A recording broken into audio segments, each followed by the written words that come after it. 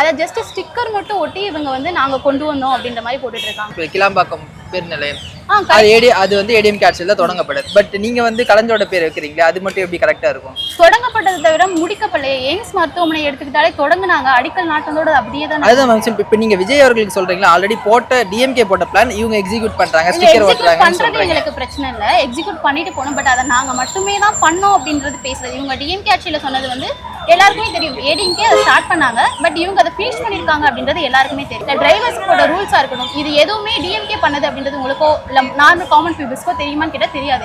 ஏன் தெரியப்படுத்தல? நீங்க எல்லாத்துக்கும் விளம்பரம் பண்றீங்க.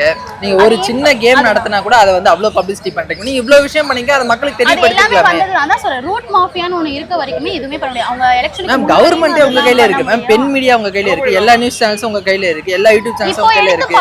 அதான் ப்ரோ, இப்போ எடுத்து பார்த்தோம் அப்படினாலுமே எல்லாமே வெளியே வரும். ஏன்னா இப்போ எவிடன்ஸா ப்ரூஃபா போட்டுட்டு இருக்க இல்ல. இப்போ நம்ம அதே சோஷியல் மீடியால போய் பார்த்தோம் அப்படின்னா டிஎம்கே கொண்டு வந்ததையும் போட்டு இப்போ டிவிகே வச்சு நாங்க தான் பண்ணிருக்கோம் ஸ்டிக்கர் ஒட்டி போட்டதையுமே கம்பேர் பண்ணி போட்டுட்டு இருக்காங்க.